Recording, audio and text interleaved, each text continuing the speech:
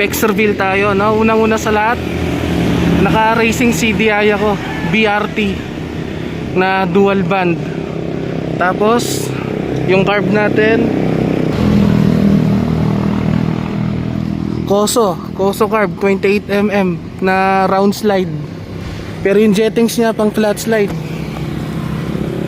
Tapos ignition coil Phyto 7400. Tapos wala yung airbox, naka open carb. Sprocket natin 14 yung dito at 45 sa likod.